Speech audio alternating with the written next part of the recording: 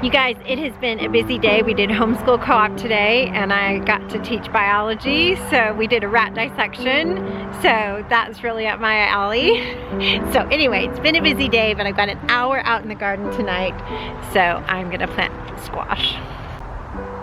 I know you'll be proud of me, you guys. I did labels this year because last year I tried some new varieties and I got them mixed up with the varieties I had tried before. So I wasn't really sure what was successful and what wasn't, so that was a bummer this year. Labels. So on this side I'm gonna do trumpet squash, and this is from Renee's garden. She just calls it something a bit different. And Repincante is what Baker's Creek Heirloom Seeds has it as far as I can tell, same thing. So on this side, all along here, trumpet squash is gonna grow up this tunnel trellis and hang down for me. And on this side, we're gonna try a new one. Let's see if I can get the name. Zapalito de tronco. So, this is new for me this year. I'm hoping it will do really well. It is also called avocado squash due to the low moisture content of the flesh, making it creamy in consistency. It has a semi-bush habit and very productive with squash bug resistance and excellent heat tolerance. So those are two things I definitely watch for. So that's gonna go along here with some green beans. I already have some green beans started, or red beans in the back there. All right, let's get planting. I should say also that we have had such dry weather, it just won't rain here. So I hate planting seeds during a dry spell because it's really hard to keep them watered appropriately so that they'll come up. But so it just makes my job harder. So we're expecting rain later on this week and I hope that actually happens. Pray for rain, you guys, for Dallas, Texas. First, I'm just gonna fertilize and work the whole bed. And you can already see that there's some bunny berries down there also. I'm using mealworm frass for fertilizer.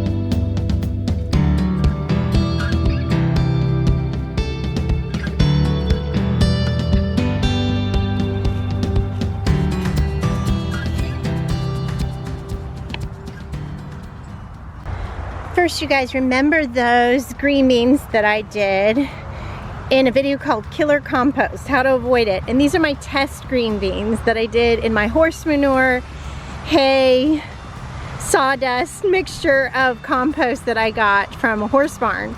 So as you can see, they did great. They're a little yellow because they've, you know, they're not growing in the most nutritious stuff. I just basically, like I said, a mixture of horse manure, compost, and sawdust. It doesn't make the best recipe for a plant.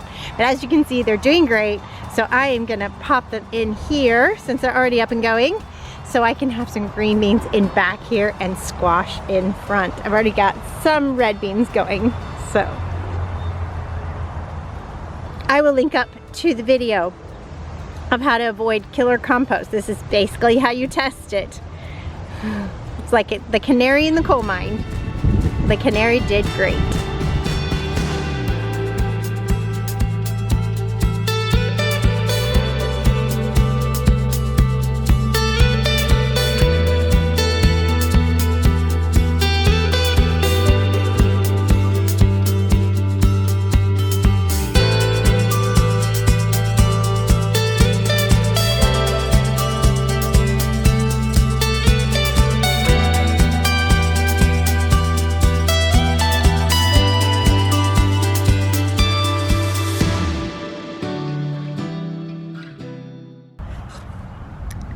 I forgot that I totally didn't fertilize this bed, but that's okay. As you can see, I don't know if you can see all the good bunny berries on there, but I'm gonna add some more fertilizer.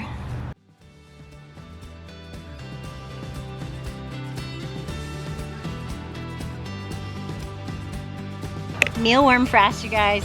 Raise mealworms for your chickens and get free fertilizer.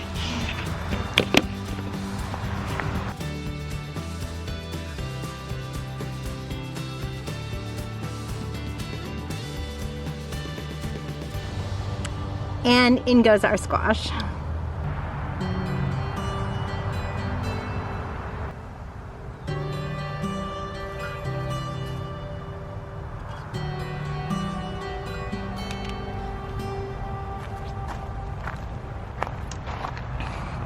You guys, I found a little purslane plant that was growing wild. I love to eat this, so I'm gonna try to plant it back. Hopefully it will take off again. It has a little bitty root. I disturbed it. It's all right. We've got this. Now you guys might notice that I'm planting pretty close together, but that is one advantage of raised beds. You can do that. So, all right. Squash is planted in 2 beds. That is a homestead victory, you guys. If you were here, I'd give you a total high five with dirty hands and everything. I know you give it right back to me. What are your garden victories? Or your homestead victories? Leave it in the comments.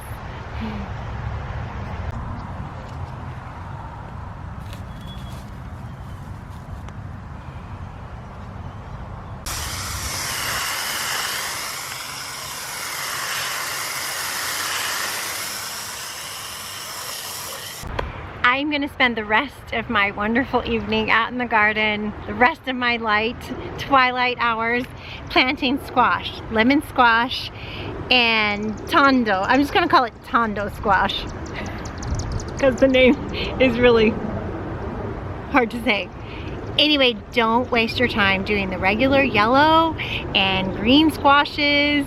Don't even, in North Texas, don't waste your time, because the squash vine borer will just eat your lunch, literally. Try varieties like this, because they've got a thick stem, and the squash vine borer is gonna go elsewhere.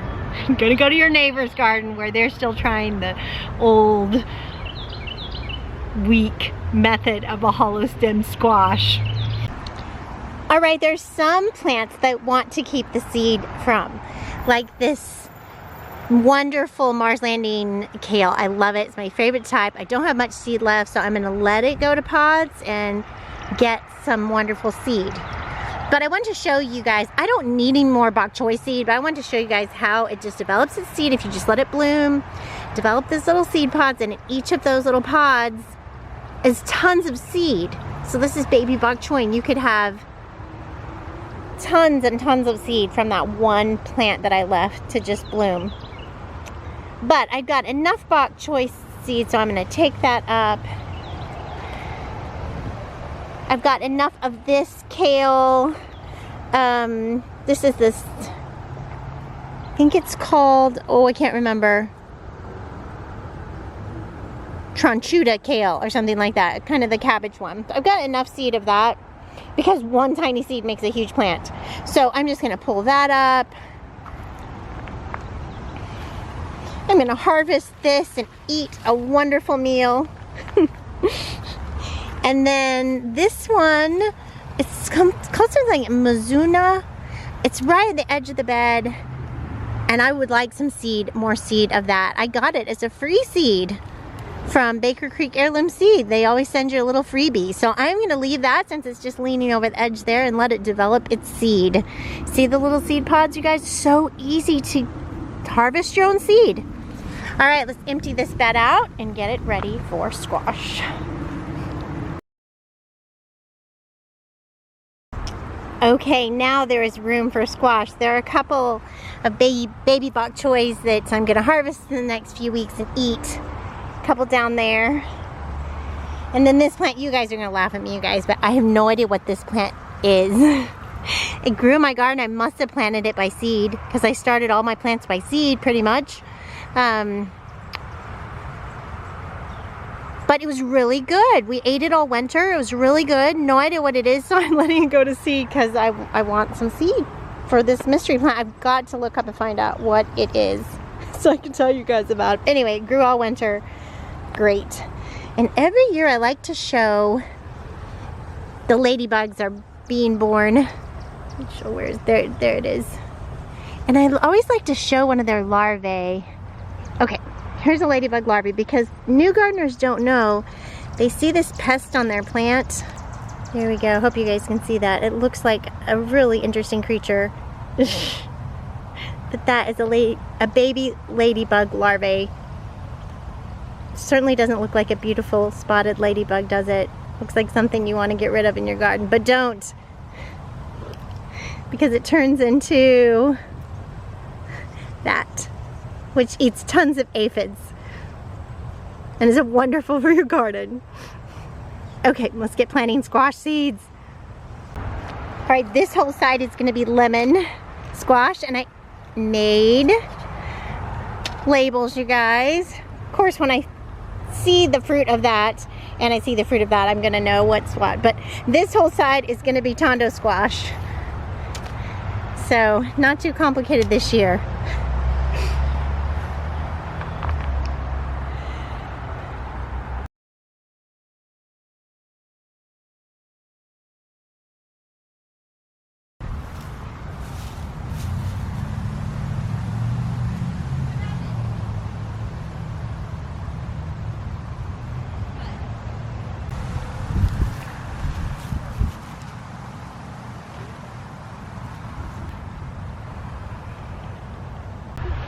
Good night, you guys. Happy gardening. So good to see this hive active. I thought they had died out this winter, so look at that. And they found their front door. They'd made a back entrance, as you can see them clumped up there.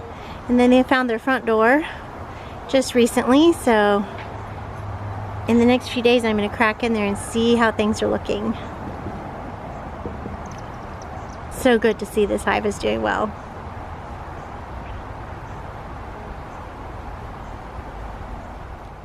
Alright, we're gonna check out the baby bunnies. See how they're doing. Look at them. Oh, some of their eyes are open. Oh, look at how sweet they are.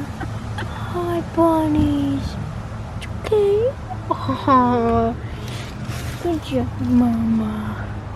Good Mama. Wow. So cool. Oh, their eyes are open. Oh, they're so cute. Alright, let's check out the other ones. Mama, we're here to see your babies.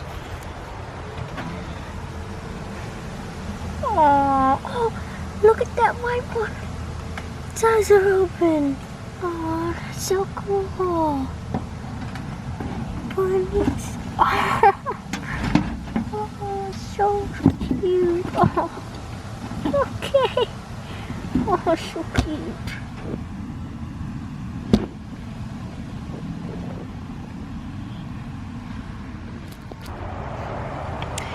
Alright, you guys, it's getting late, but I wanted to show you. I just got a wild idea and decided to put one of my Tasmanian chocolate container tomatoes in my aquaponics system. So I rinsed off the roots and in it goes. Most of the bees have gone. I think all of the bees have gone since it's nightfall, so that's good. And I think this Tasmanian chocolate tomato, container tomato, is so stout. I think it will be a really good candidate for putting in my aquaponics system. We will see. I don't know. How do you guys think a tomato plant is going to do in here, you guys? Let's find out together.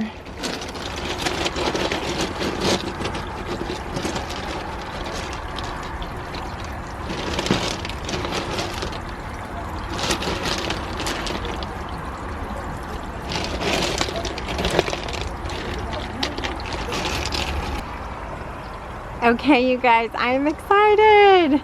Got some pepper plants now, some tomatoes, and this Swiss chard will come out and be replaced with some melon and some squash, which I'm going to plant here and then drape down the side onto these bushes. Yes, there's cherry tomatoes. There's a bunch of green ones everywhere. And down here, there's this almost becoming ripe ones. It'll be the first one. Well, yeah. What kind is this one? That is the garden candy, I think. Ooh, okay. Yeah. Yeah, this is Eli's bed of tomatoes because they're all cherries and sunrise bumblebee, so he can come out right outside the door. There's our door, front door, right outside the front door, and just eat every day. This kind. What is this kind? This is like sunrise something? Yeah, sunrise bumblebee. Yeah. I love those. Yes. Blackberries are literally like my favorite berry in the whole world. I mean, they're so juicy and they're just so good. I just come here and I just devour as many blackberries as I possibly can and stuff them in my food. They're so good. There's a bunch of, there's a bunch of green ones. Yeah, every blossom is going to turn into a blackberry. And look at these. Like this one. Woo! And this one. And all of these. Yes. There's already so many. We have a big blackberry patch. It's gonna be amazing. Yes.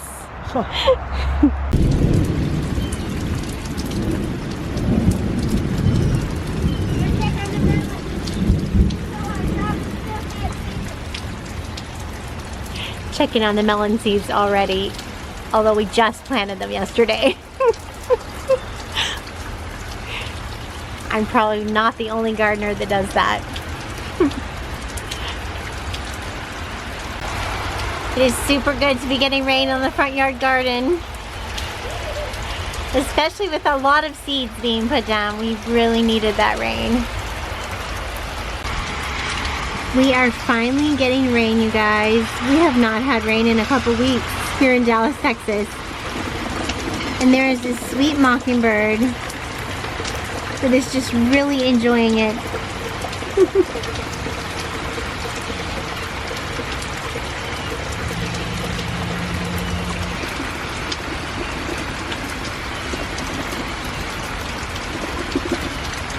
Just taking a little rain bath there.